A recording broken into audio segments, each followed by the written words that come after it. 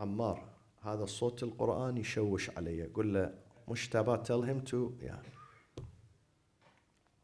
صلوا على محمد وآل محمد. If man has a freedom to go wrong, why then in this verse it says إن كان الله? Ascribe the act to God. He shouldn't say إن كان الله. He should say, if you want to be deviated, then you will be deviated. Why does he say إن كان الله? Why? Tell me why. Definitely you heard this from me many times in the past.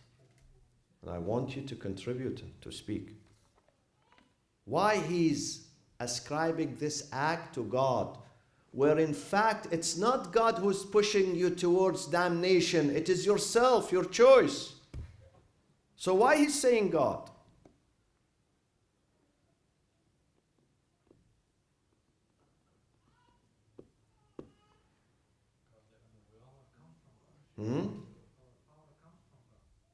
The power comes from God. Yeah. Let me give you this example. If you hear in the news that the court sentenced X person to life sentence behind bars. Who is the cause of this sentence? The judge or the criminal? Then why do we say the court? Why do we attribute this to the court? Exactly. The court is the authority, while the perpetrator is the person. He did something wrong, he did something illegal, he committed a crime which leads naturally and automatically, it's going to lead into what? Into punishment, into prison. So we cannot blame the judge and say the judge is too bad, he's sentencing him. No, the judge is doing his job. The judge has no role in this. The judge is only declaring the punishment. A vehicle means to declare the punishment. Same thing with God. God says, I have given you the freedom. If you want to commit this act, then the natural result is that you're going to be deviated. It's not me. Don't say me. But God is the authority in this universe. Maliki yawmiddin. It's up to God. But if someone insists on wrongdoing, insists times after times, and he wants to commit crime, would God go after him and stop him? God will not do that. Maybe God at the beginning, he would advise him, he would, try to help him. But if someone is insisting, like the people of Nuh, 950 years, God is not going to run after them and tell them, no, even if you commit a crime, I'm going to turn this crime into good deeds. He's not going to do that. God does not interfere in our life. God would help us. He will help us definitely. But if we insist with our own freedom and a free will to do something good, God is not going to change this good into bad. Neither He's going to change the bad into good. Otherwise, why did you create me? Why did you create me? You have given me no choice. And why did you create heaven and hell? For what? If you leave me with no choice. God says, no, I leave you with a choice. Yes, when you intend to do goodness, I will help you. I will encourage you. I will push you forward. But I would not execute that on your behalf if you don't want to do it. These are lessons in monotheism, my friends, in Tawheed. We have to understand this very openly, and we believe in it firmly. These are lessons of Tawheed. So, ولا ينفعكم نصحي إن أردت أن أنصح لكم إن كان الله يريد أن يغويكم هو ربكم وإليه ترجعون. هو ربكم. So the choice is us. The choice is our choice, whether good or bad. But the executor, what is it? No, not the executive. Executor, huh? Do we have such verb? Executor of the act is God, the executor. Because I'm afraid of execution, so I try to avoid it. Then, after that, أَمْ يَقُولُونَ افْتَرَاهُ. Do they say?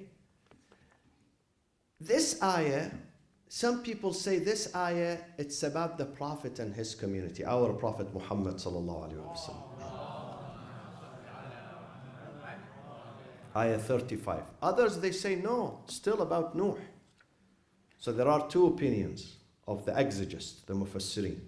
Some say this is about the Prophet, our Prophet. People say he had fabricated the book, the Quran. He fabricated it. Am yaqulun aftara?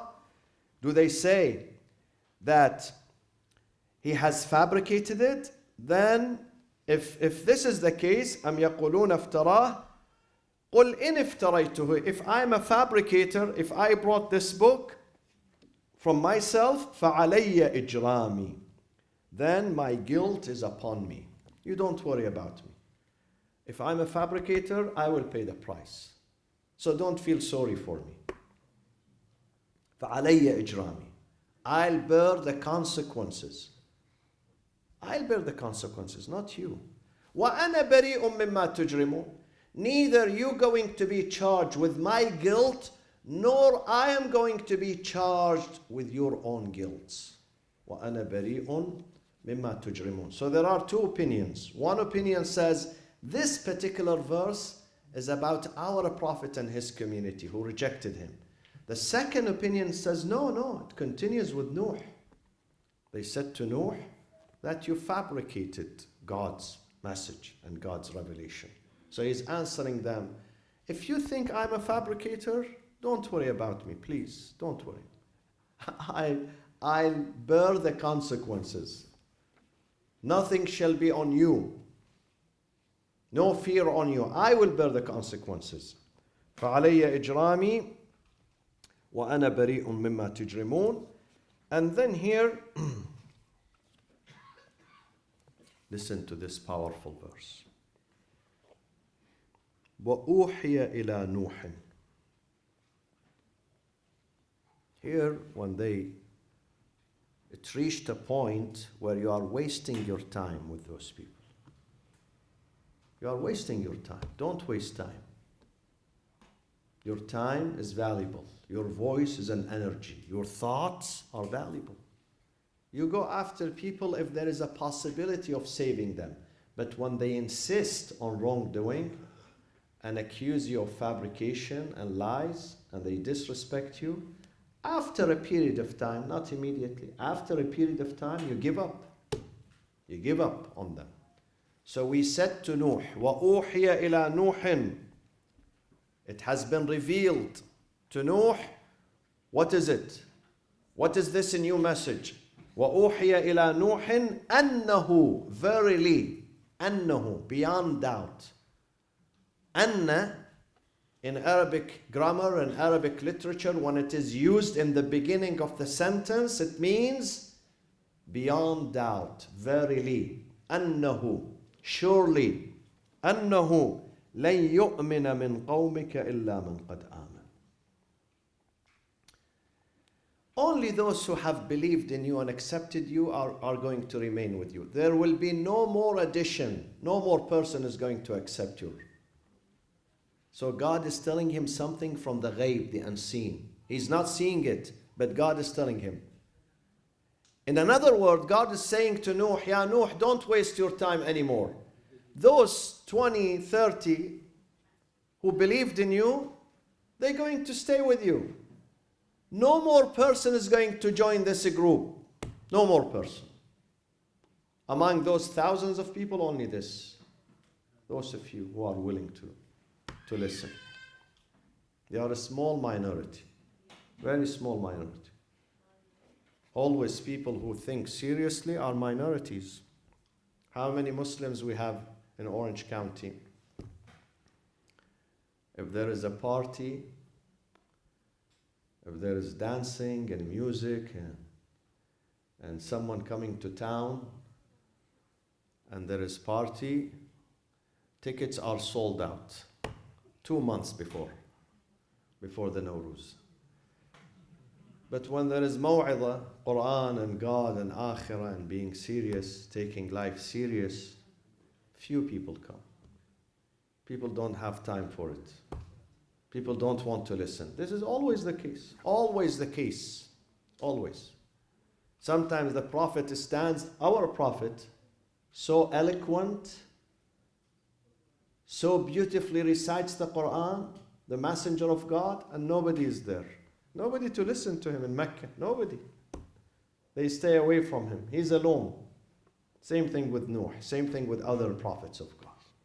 So God said to Nuh, Ya Nuh, only this group, handful of people who accepted you, they would remain with you. No more subscriptions. No more members. وَأُوحِيَ إِلَى نُوحٍ أنه لن يؤمن من قومك إلا من قد آمن فلا تبتئس بما كانوا يفعلون. Do not be distressed by what they are doing. Don't be distressed. Nuh was distressed. And he would be sad for his community because he doesn't want them to perish. He doesn't want them to go in the wrong way. He does not want them to be misfortunate enough not to recognize God. He doesn't want them to live in darkness. He does not want them to live in dhulm and wrongdoings. He loved his community. But they did not respond to him. So God said to him, do not distress anymore. فَلَا تَبْتَئِس. Tabta'is, when someone loves someone else and he's seeing him doing something wrong, he becomes distressed. Allah said to him, don't do. I know what is in your heart. You are a genuine man. You did your job. Your mission has been accomplished. You passed the test. Leave those people. Just leave them. فَلَا تَبْتَئِس بِمَا كَانُوا يَفْعَلُونَ. And then God gave him. Now sometimes, my friends, people ask me, why doesn't he give more chance to people? God will give more chance. God is not immediate in his punishment. He's not rushing, believe me. God does not want any person to go to the hellfire. He doesn't want any person to go to hellfire. He does not want any person to suffer in this life. He wants all people to be happy and guided. But some people, they don't accept. Some people, they come to you from the beginning, outright. They say, you are wrong, I'm not going to listen to you. Others, however, they say, give me some time to meditate, to reflect. Maybe I will think about it. With such people, God will give them time. God will give them a chance, many chances. There is a difference between someone who says, I'm not willing even to listen, don't try with me. And someone who says, listen, maybe in the future I will listen, I will accept. There is a difference. وَاصْنَعِ الْفُلْكَ بِأَعْيُنِنَا وَوَحْيِنَا. Verse 38, where I conclude, وَاصْنَعِ الْفُلْكَ بِأَعْيُنِنَا وَوَحْيِنَا. Build the ark before our eyes and our supervision. So I am the engineer, God is telling him.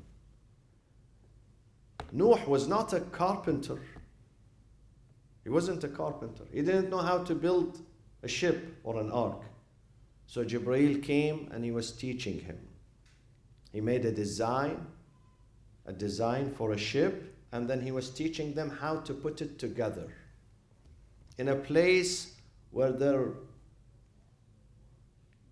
were no single drop of water. Imagine, he's building a ship. Sometimes the ship is being built in the yard. And they unleash it. Have you seen it in the movies? They unleash it into the waters. He's building a ship in a place which is completely dry. Completely dry. Like Southern California throughout the year, except tonight, inshallah. You're going to be wet by the time you leave the masjid. So, وَاصْنَعِ الْفُلْكَ بِأَعْيُنِنَا وَوَحْيِنَا. This is very beautiful. Allah says, Ya Nuh, I am the designer. I am the constructor. You just execute this mission. وَاصْنَعِ الْفُلْكَ. Under my vision, under my eyes, and my revelation, وَوَحْيِنَا. And my direction. وَحْيِنَا here means I'm giving you the direction how to build the ship. وَوَحْيِنَا وَلَا تُخَاطِبْنِي. Allahu Akbar. This is powerful. وَلَا تُخَاطِبْنِي فِي الَّذِينَ ظَلَمُوا إِنَّهُمْ مُغْرَقُونَ.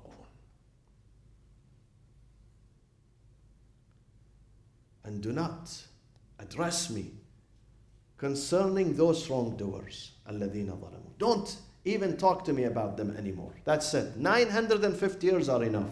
Enough is enough. وَلَا تُخَاطِبْنِي فِي الَّذِينَ ظَلَمُوا. Surely they shall be drowned. إِنَّهُمْ مُغْرَقُونَ. The book is sealed, that's it.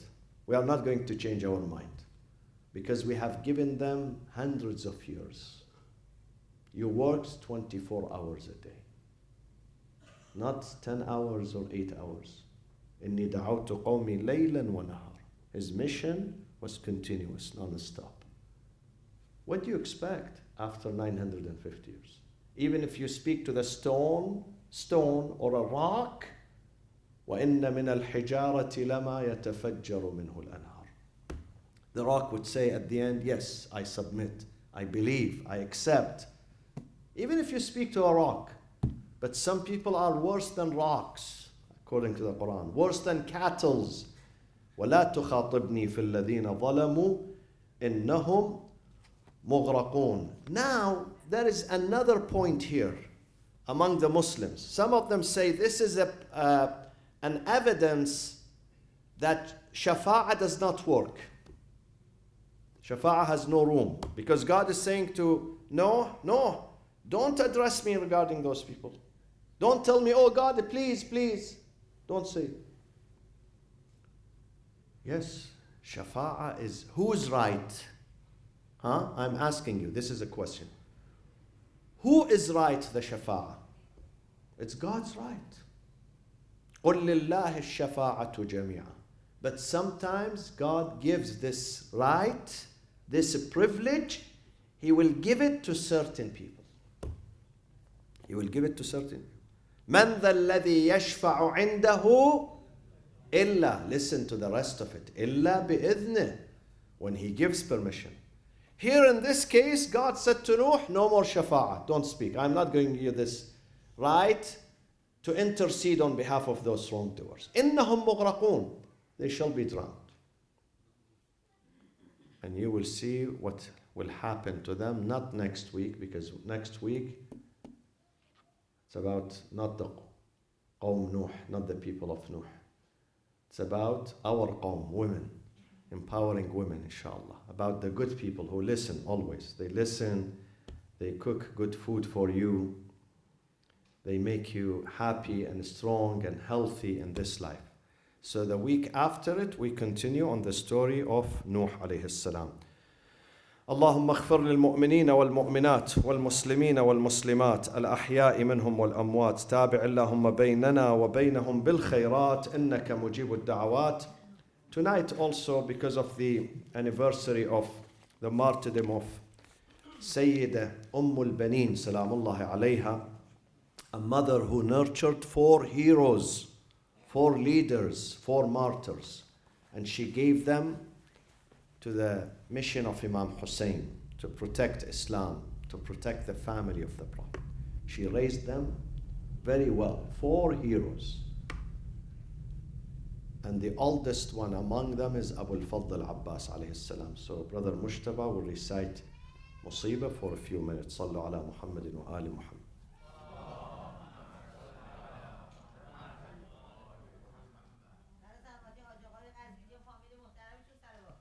اللهم صل على محمد